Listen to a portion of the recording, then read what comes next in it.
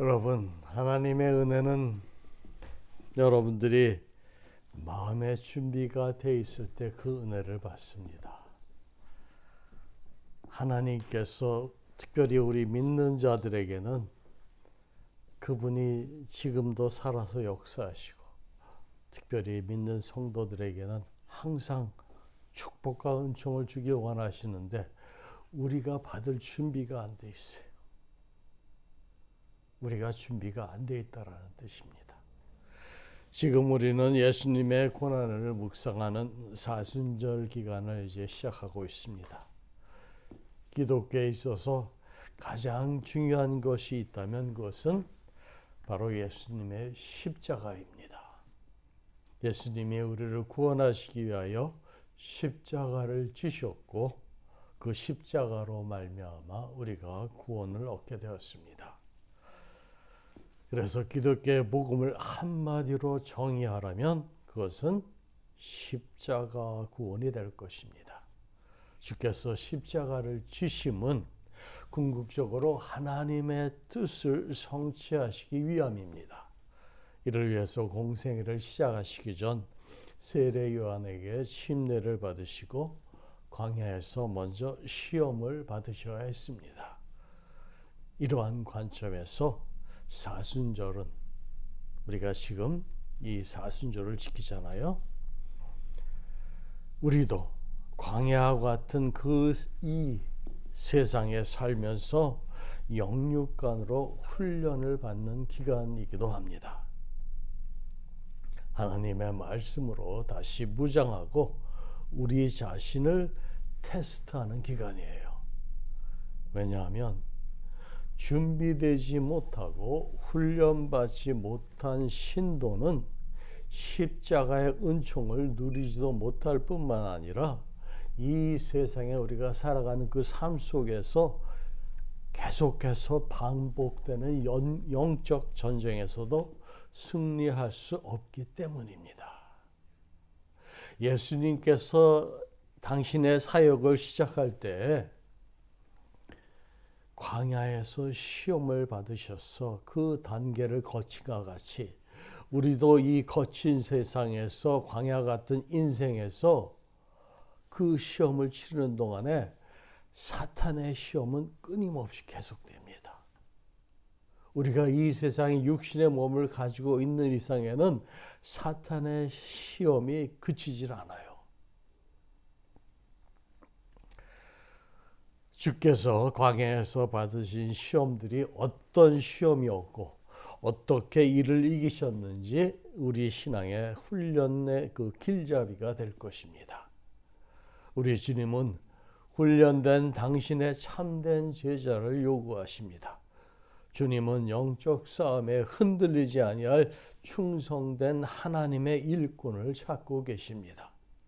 오늘 말씀을 통하여 우리 모두가 주님의 참된 제자가 되기 위한 성령님의 인도하심을 받는 귀한 시간이 되시길 바랍니다. 예수께서는 세례를 받으신 후 성령에게 이끌려 광야에서 40일 동안 금식하신 후 마귀에게 시험을 받으셨습니다. 광야에서의 세 가지 시험은 첫째로 육체적 시험, 물질적인 시험으로 인간의 가장 근본적인 욕구를 충족하는 먹는 것에 대한 것이었고, 두 번째는 정신적 시험으로 하나님에 대한 신뢰에 관한 것이고, 세 번째가 영적 시험입니다.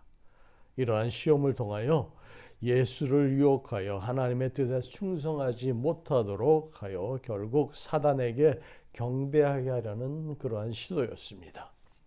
우리는 마태복음 16장에서도 이와 비슷한 시험을 보게 됩니다. 예수께서 가이사랴 빌립보 지방에 이르렀을 때 제자들에게 묻습니다.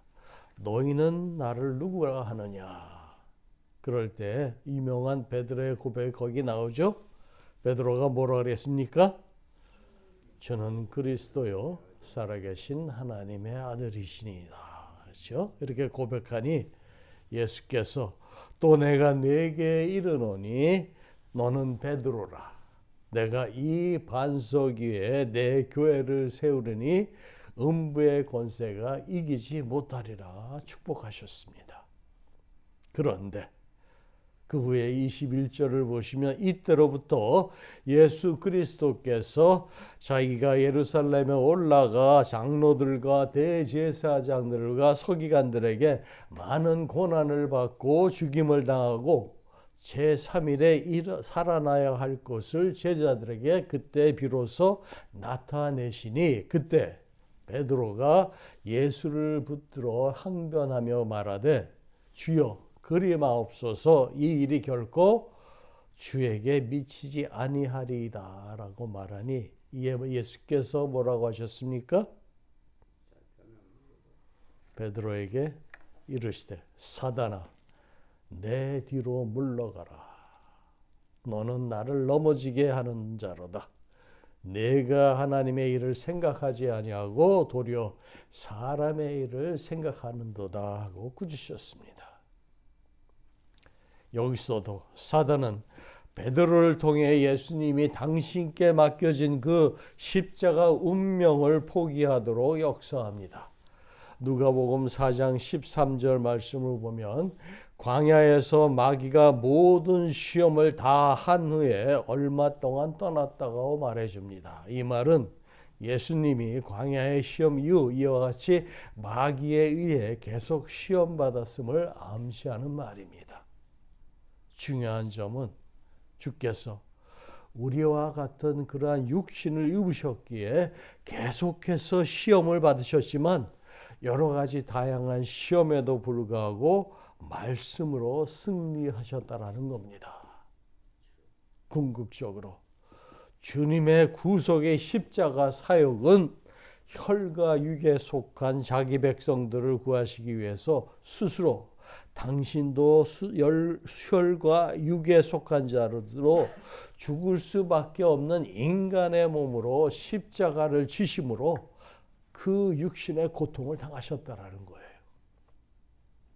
그리고 사망으로 말미암아 사망의 세력을 잡은 자 곧 마귀를 없이 하시며 또 인생들이 죽기를 무서워하므로 일생에 매여 종노릇하는 모든 자들을 놓아주시려고 하심이옵니다.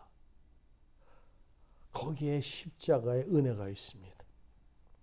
이 말씀처럼 주님의 구원의 목표는 한편으로는 자기의 택한 백성을 죄에서 구원하여 음부의 권세 곧 사망의 고통에서 풀어주는 것이며, 다른 한편으로는 원수를 사로잡아 자기 발 아래 복종시키고 마귀의 일을 멸하시려 하는 겁니다. 그러므로 예수가 광야에서 마귀에게서 받은 시험은 에덴 동산에서 하와를 속이고 하나님께서 먹지 말라고 명했던 선악과를 아담으로 먹게 하여 온 인류를 죄악과 사망의 고통 속에서 빠지게 했던 그 사탄에게 직접 시험을 받으시고 그 시험을 몸소 이겨내심으로써 종국적으로 사탄을 하나님 앞에서 완전히 굴복하시려 하심입니다. 또한 이는 인류를 죄와 사망의 권세에서 해방하여 하나님이 원래 그 지으셨던 하나님의 형상으로 회복시키시려는 거룩한 구원의 목적을 가진 사건이라고 하겠습니다. 그러하기에 이 광야에서의 시험은 예수의 생애에 단지 우발적으로 생겨난 일시적인 시험이 아니라 이미 하나님의 섭리에 의해서 계획되고 그리고 성령에 의해서 친히 이끌려진 시험이었고, 예수의 공생애를 통해서 지속적으로 도전해온 마귀의 시험의 그 시작이었다고 말할 수 있습니다. 광야는 종종 하나님이 자기 자녀들을 훈련하는 그러한 장소이기도 합니다. 예수도 위대한 공생애를 시작하기 전에 광야에서 시험을 받으시는 것입니다. 광야는 사람이 스스로 살아남기 아주 힘든 곳이지만 동시에 하나님의 능력으로 그분의 인도를 받아야 하는 것입니다. 먼 옛날 이스라엘이 출애굽 후에 광야에서 40년간을 방황하며 변화해야 했습니다.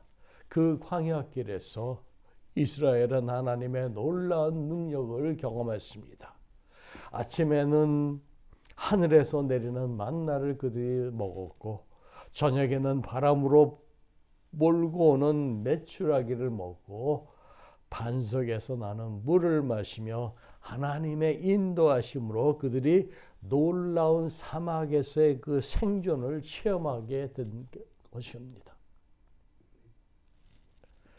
사람이 정상적으로 살 수 없는 것에서 하나님의 능력으로 어려움 없이 사는 법을 익히는, 즉 믿음으로 사는 법을 배우는 것이 바로 광야 생활입니다.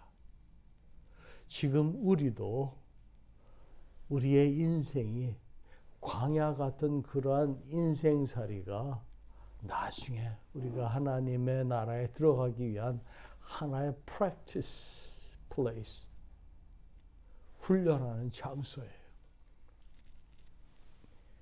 이 광야에서 이스라엘은 원망과 불평을 버리고 오직 믿음으로 살도록 요구되었던 것입니다. 예수도 바로 이러한 광야 생활로 인도되었고 그를 넘어지게 하기 위해서 마귀가 시험하는 자로 기다리고 있었습니다. 예수의 시험은 모든 사람들에게 공통되는 세 가지 패턴을 따릅니다. 오늘은 두 가지만 살펴보고 다음 주에 마지막 패턴으로 말씀을 정리하겠습니다. 첫 번째 시험은 모든 육체적 욕망들을 포함하는 육신의 정욕과 관련됩니다. 예수는 낮에는 불처럼 뜨겁고 밤에는 추운 광야에서 40일 낮과 밤을 아무것도 먹지 않고 보냈습니다. 여러분들 그 상황 그때를 한번 생각해 보세요. 우리는 3일만 굶어도 그 허기고 배고픔을 참지 못하는데 무려 40일을 아무것도 먹지 않고 그 광야에서 지내셨어요. 이스라엘 백성이 애굽을 나온 후 광야를 40년간 방황했던 것처럼 예수는 광야로 이끌려와서 40일을 주야로 먹지도 마시지도 않고 금식했습니다. 그 촉박한 땅에서 낮의 더위와 밤의 추위에 아무것도 먹고 마시지도 않아야 한다는 것이 첫 번째 시험이 치루어져야 할 그러한 상황이, 그러한 환경이 주어진 것입니다. 보통 사람들에게는 이러한 광야에서 아무것도 먹지도 마시지도 않고 견디는 것은 거의 불가능한 일입니다. 그러나 예수는 성령의 인도를 받아 오직 하나님의 능력으로 그 모든 시험을 감당하고 있는 것입니다. 금식이 요구된 광야 40일은 전적으로 하나님의 능력만을 의지하며 살아야 하는 삶의 모습입니다. 우리 주님은 줄이셨습니다. 그러자 마귀는 예수께 뭐라고 말을 합니까? 돌을 떡으로 바꾸어 보라고 시험합니다. 줄인 예수에게 그의 배고픔을 시험하는 것이 마귀의 본래 시험의 목적인가요? 여러분들은 어떻게 생각하십니까? 마귀는 여기서 육신의 배고픔이 얼마나 어려운 고통이냐, 그러니 배고픔을 해결하라고 요구한 것으로 생각하는 것은 무리가 아닙니다. 그러나 우리가 본문을 자세히 들여다보면 문제의 핵심은 배고픔이 아닌 듯합니다. 마귀는 내가 만일 하나님의 아들이거든, 오늘 본문 보세요. 내가 만일 하나님의 아들이거든 이라고 전제하고 있습니다. 마귀가 시험하는 내용의 본질은 떡이 아니라 내가 하나님의 아들이라면 이 전제와 돌로 떡을 만들라는 요구가 연관되어 있음을 알 수 있습니다. 배고픔 그 자체가 아니라 하나님의 아들로서 이 배고픔을 해결하는 방법, 즉 돌로 떡을 만들어 먹으라는 데 마귀의 요구가 있는 것입니다. 너는 하나님의 아들이니 돌로 떡을 만들어 먹어도 된다. 너는 하나님의 아들이니 그 능력으로 그 배고픔을 해결하라고 마귀는 요구한 것입니다. 당시 이스라엘 백성들도 기아와 가뭄으로 배고픔의 문제를 안고 있었습니다. 그래서 마귀는 예수에게 너의 배고픔을 해결함과 동시에 굶주린 이스라엘 백성들의 먹는 문제를 해결하여 스스로 메시아임을 증명하라고 유혹한 것입니다.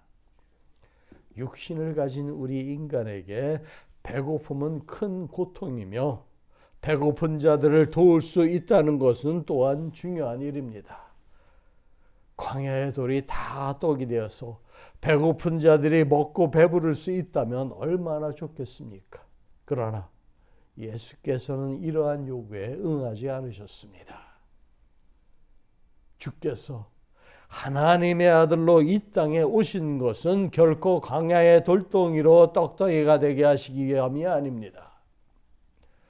그래서 오병이어의 기적으로 먹고 배불러서 사람들이 예수를 붙들어서 그들의 임금 삼으려는 민중들에게 주께서 말씀하시길 내가 진실로 너희에게 이르노니 너희가 나를 찾는 것은 표적을 본 까닭이 아니요 떡을 먹고 배부른 까닭이더라 말씀을 하시면서 썩을 양식을 위하여 일하지 말고 영생하도록 있는 양식을 위하여 일하라고 말씀을 하십니다. 그러시면서 이 양식은 인자가 너에게 주리니 인자는 아버지 하나님이 인치신 자니라고 말씀을 하셨어요. 그 많은 무리가 예수님을 찾은 이유는 그를 영적 메시아로 본 까닭이 아니라 그들은 떡을 위하여 예수를 따라다녔던 것입니다.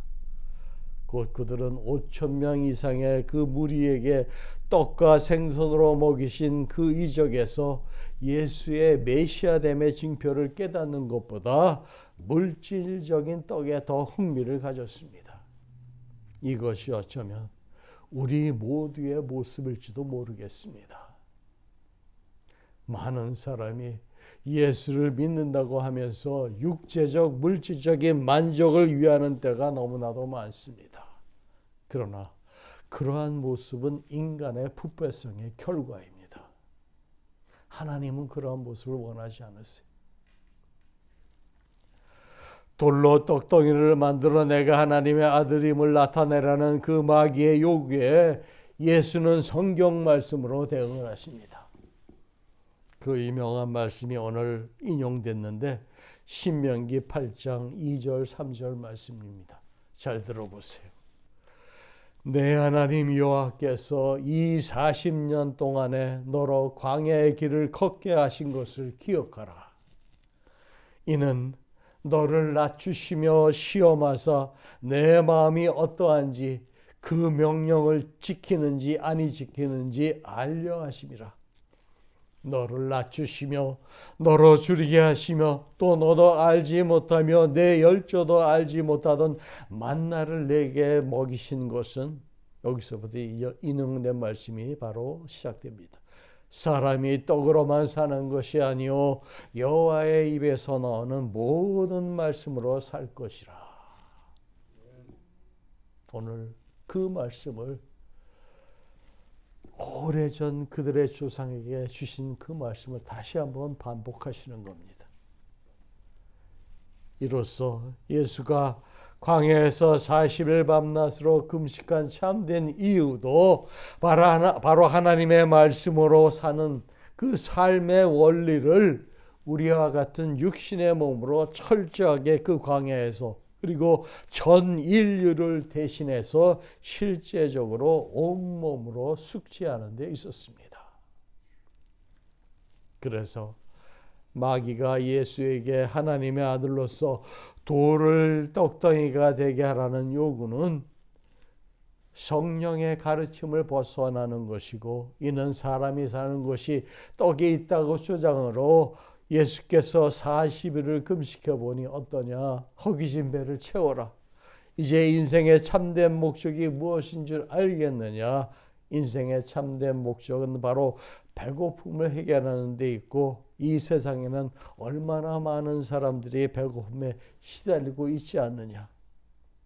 네가 진짜 하나님의 아들이라면 이 광야의 돌들을 떡덩이로 변하게 하여 모든 사람의 배고픔의 문제를 해결하라. 이것이 바로 마귀가 예수를 시험한 의도였고, 예수는 마귀의 그 시험을 간파하시고서는 사람이 떡으로만 사는 것이 아니라 하나님의 말씀에 있음을 다시 상기시킴으로써 마귀의 시험을 물리치셨습니다. 종종 배고픔을 해결하는 것이 참으로 인간적이고 위대하게 인정되기도 하지만, 그럼에도 성경은 그것이 모든 것이 아니라고 가르칩니다. 왜냐하면 떡으로만 사는 인생이 아니라 하나님의 말씀으로 사는 인생이 참된 인생이요, 하나님이 그 인생에서 원하시는 것은 참된 생명의 길이기 때문입니다. 여러분들이 가시는 그 길이 하나님이 인도하시는 생명의 길이 되어야 되지 않겠습니까? 우리가 지금 몸담고 있는 이 육신은 비록 한 줌의 흙으로 사라질 죄에 불과하지만, 우리 안에 있는 영혼은 하나님께서 새롭게 우리로 창조하셔서 새 생명을 허용하시고 그 길을, 새 생명의 길을 인도하고 계시잖아요. 그 삶을 위해서, 그 나라를 위해서 우리가 이렇게 신앙생활을 하고 있는 거 아닙니까?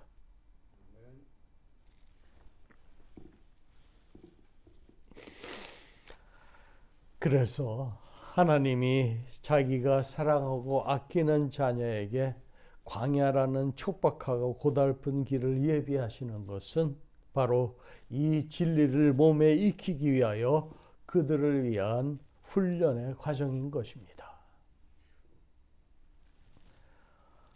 두 번째 시험은 정신적 시험으로 이생의 자랑과 관련된 것이었습니다. 예수를 거룩한 성으로 데려다가 성전 꼭대기에 세우고 시편 91편의 말씀까지 인용하면서 하나님이 너를 위하여 그의 천사들을 명령하사 너의 모든 길에서 너를 지키게 하심이니 그러므로 그들이 그들의 손으로 너를 붙들어서 발이 돌에 부딪히지 아니하게 하리로다. 이 말은 내가 성전 꼭대기에서 뛰어내렸는데, 그 높은 곳에서 뛰어내렸는데 하나도 다치지 않는다면 사람들이 너를 하나님의 아들로 받아들이고 너를 따르지 않겠느냐고 예수님을 유혹하는 것입니다. 높은 성전에서 많은 사람들이 보는 가운데 뛰어내려 참으로 하나님의 아들임을 증명하라는 것입니다. 예수께서는 공생애 동안에도 유대인들로부터 너는 너를 누구냐 하느냐라는 질문을 지속적으로 받아오셨습니다. 너는 너를 누구냐 하냐고 설명해 보라고, 그 증거를, 그 표적을 보이라고 계속해서 요구를 받아오셨습니다. 그리고 이에 대해서 예수는 자신이 하나님이 보내신 자임을 거듭 말씀하시면서 가르치셨고, 이런 사실은 요한복음에 자세하게 기록되어 있습니다. 예수는 세상에서 자신의 일을 하는 동안 자기가 하나님의 아들이라는 사실을 증명하도록 계속해서 요구받게 된다는 것을 이미 암시를 하셨습니다. 우리가 지난 며칠 동안 계속 예수 그리스도, 예수님의 그 아이덴티티에 대해서 우리가 말씀으로 살펴봤잖아요. 우리가 예수님이 누구이신지를 정확히 알아야 그분을 믿을 수 있고 그분을 따를 수 있는 거 아닙니까? 나와 아버지는 하나다. 그 말씀 속에 예수님의 그 정체, 아이덴티티가 온전히 다 들어 있습니다. 나와 아버지는 동등하다. 그렇죠? 스스로 하나님이심을 선포하시면서 우리도 알게 하셨잖아요. 바로 그 질문을 유대인들은 계속해서 지속적으로 예수님한테 물으면서 그 징표를, 그 proof, 증거를 대라고 추궁하는 거예요.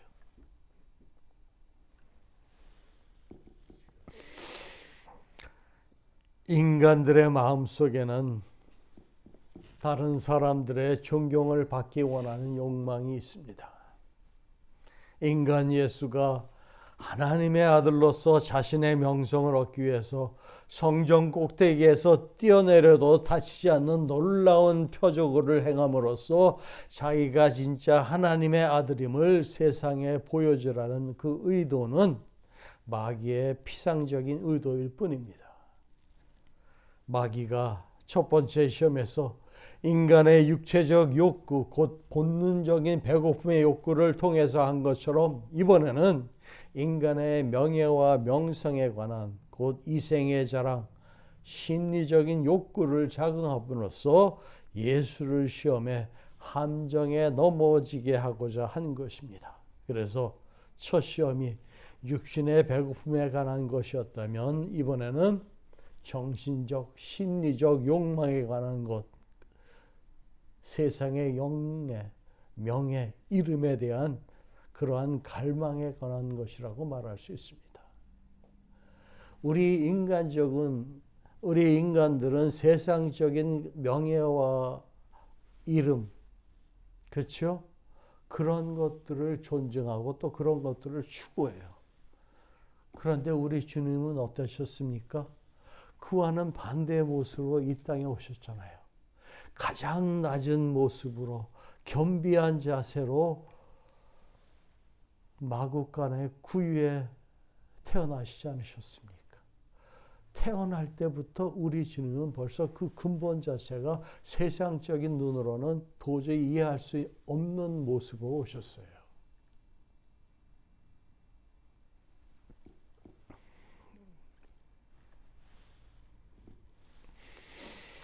마귀는 예수가 육신의 몸을 입었기 때문에 우리 인간들이 가장 바라고 가장 원하는 그러한 단계를 거치면서 예수님을 지금 시험하고 있습니다. 예수님이 성경의 말씀으로 대응하면서 자기의 시험을 이기니까 이번에도 마귀가 자기도 성경으로 예수를 시험하겠다는 거예요. 그래서 시편 말씀을 인용을 합니다. 마귀가. 그리고 자기가 예수에게 요구하는 것은 결코 터무니없는 요구가 아니고 성경에서 충분히 인증된 그러한 요구라는 것을 보여주고자 합니다. 그러나 여러분들, 성경 말씀을 그 말씀 본래의 목적에 따라 읽지 않고 자기의 뜻이나 사상을 정당화하는 논리로 사용하는 것은 부당한 일입니다. 이런 일에 목사들이나 하나님의 말씀을 맡은 자들의 주의를 기울여야 할 부분이기도 합니다. 설교자들이 설교하면서 말씀 안에 있는 하나님의 가르침을 전달하지 않고 자신의 생각을 먼저 다 미리 정해놓고 그 생각을 이어가는 수단으로 말씀을 사용한다면 그건 바로 마귀가 예수를 시험하기 위해서 말씀을 인증하는 것 같은 그런 똑같은 꼴이 되고 맙니다. 그래서 여러분들이 말씀을 알아야 돼요. 그래야 마귀의 유혹에 넘어가지 않습니다.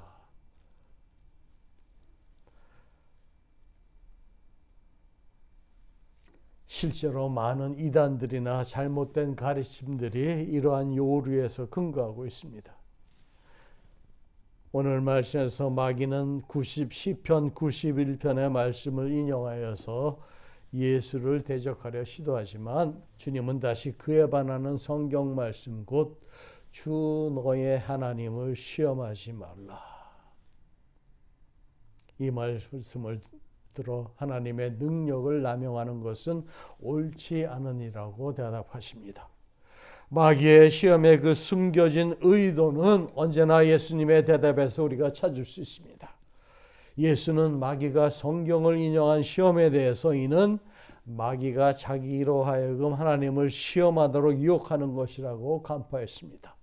그래서 예수는 주 너의 하나님을 시험하지 말라는 대답으로 단호히 대응을 하셨습니다. 즉 마귀가 예수를 시험에 빠지게 하려는 계획은 예수가 온 세상에 자기를 드러내고 싶어하도록 심리적 욕구를 자극하려는 것도 있지만 본래 그 숨은 의도는 기록된 하나님의 말씀 곧 시편으로 예수로 하여금 친히 하나님의 그 말씀을 시험하게 하려는 의도예요.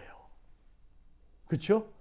시편에서 그렇게 하나님의 아들이 하면 천사들이 그의 발을 붙들어서 높은 곳에서 떨어지더라도 다치지 않게 하는 그 말씀으로 분명히 하나님이 말씀하셨으니까 그 말씀으로 네가 한번 스스로 증명을 해보라는 거예요. 얼마나 이 사탄이 마귀가 간교합니까? 여러분들은 그걸 어떻게 증명하시겠어요? 똑같이 여러분들에게 지금 예수님에게 물은 것처럼 시험한 것처럼 여러분들에게 그런 시험이 다가온다면 여러분들은 어떻게 대응하겠습니까?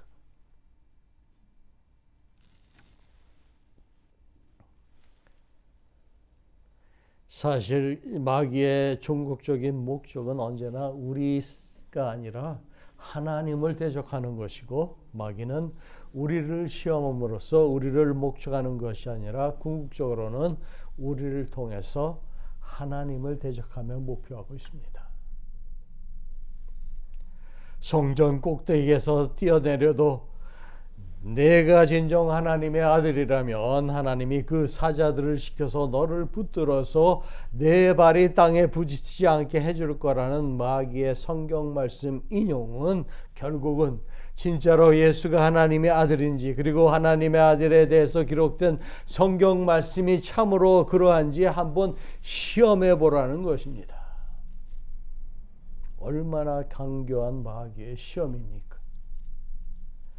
마귀가 목적하고 있는 것은 예수가 성전 꼭대기에서 뛰어내려 그 표적을 통해서 자기가 하나님의 아들이라는 실증과 영광을 얻으라는 표면상의 요구 뒤에는 예수, 내가 진짜 하나님의 아들이면 그것에 대해서 말하는 성경의 말씀이 참인지 한번 시험해 보라는 본래의 속셈이 그 속에 숨어 있는 것입니다. 하나님의 말씀을 시험해 보라는 거예요. 그러나 예수께서는 이 사탄의 숨은 의도를 간파하시고 한마디로 잘라서 뭐라고 말씀하십니까? 하나님을 시험하지 말라. 그 대답을 통해서 마귀의 시험을 물리칩니다. 근데 이 말씀이 어디에서 인용된 겁니까? 출애굽기 17장에 보면 이스라엘 백성들은 출애굽 후 광야를 지나면서 마사다라는 곳에 다다르게 됩니다. 그러나 그곳에 마실 물이 없자 백성들은 다시 모세를 원망했고 하나님께서 우리 가운데 계시는가 안 계시는가 말하면서 하나님을 그들이 시험을 했습니다. 우리는 이 마사의 시험을 기억해야 합니다. 본문을 제가 읽어드릴게요.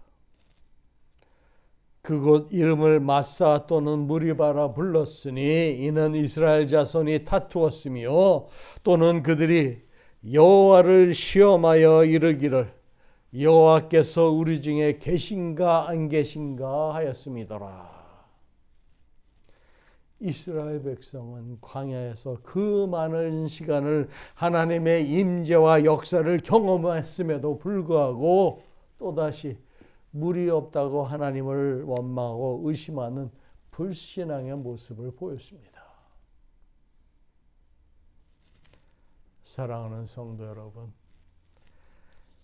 예수를 시험하던 사탄 마귀는 지금도 우는 사자처럼 돌아다니면서 삼킬 자를 찾고 있습니다. 그리고 그에게 삼킴을 당하는 자는 결국 하나님을 의심하고 시험하다가 세상의 것들을 우상으로 섬기며 살게 되며 종국에는 마귀의 종으로 전락하게 됩니다. 주님은 친히 마귀에게 이 모든 시험을 당하셨지만 말씀으로 이겨내시고 우리 믿는 자들의 본이 되어 우리가 시험을 당할 때 우리를 그 시험에서 능히 이기고 구원해 주시는 분입니다.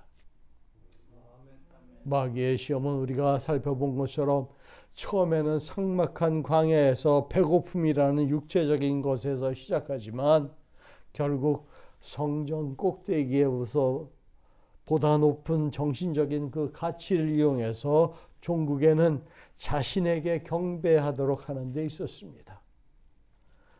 우리 성도의 삶도 살아가면서 보통 피상적인 그러한 삶의 고통에서부터 시작해서 보다 높은 내적인 가치로 나아갑니다. 우리가 배고플 때는 그냥 그 배고픔을 채우는 데 모든 정신이 집중을 해요. 모든 일을 거기에 쏟게 됩니다. 그러나 배부르고 등 뜨뜻하면 그 다음에는 뭡니까? 자기의 정신적인 육체적인 그 넘어서 이상의 내적인 욕구를 충족하려고 합니다. 똑같아요. 사탄이 지금 예수를 시험하는 그 과정도 똑같습니다.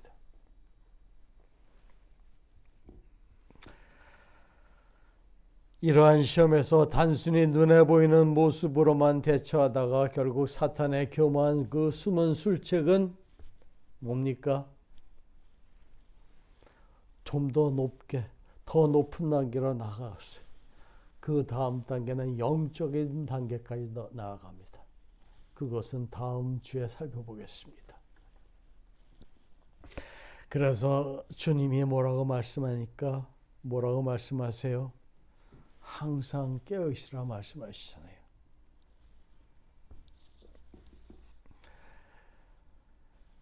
시험은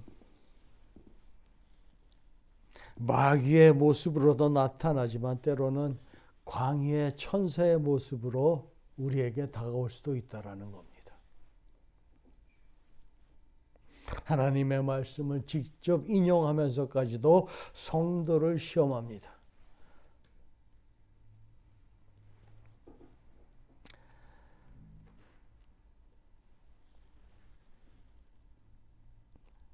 그래서 우리들은 항상 깨어 있어서 하나님의 말씀을 묵상하며 또한 이 말씀을 실천에 옮겨 순종하며 살면서 주님처럼 마귀의 숨은 의도를 간파하여 하나님의 말씀으로 단호하게 대처함으로써 사단의 모든 흉계를 물리쳐야 할 것입니다. 그리하여 우리가 진정 하나님의 그 구원의 확신을 가지고 어떠한 환경 속에서도 굴하지 아니하고 떳떳하고 당당한 모습으로 평강을 누리며 세상과 사탄이 감당할 수 없는 그러한 믿음의 삶을 살아가는 저와 여러분들이 다 되시길 주님의 이름으로 축원합니다. 아멘. 잠깐 기도하시겠습니다. 성령 하나님, 사순절 기간 동안 예수께서 받으신 시험을 저희들도 함께 묵상하며 우리도 마귀의 계략을 그러한 시험을 이길 힘과 능력을 우리에게도 허락하여 주시옵소서. 주님의 말씀을 붙들고 성령의 인도하심을 따라 살게 하시며 의인의 길에서 흔들리지 않도록 저희들을 도우시고 또한 보호하여 주시옵소서.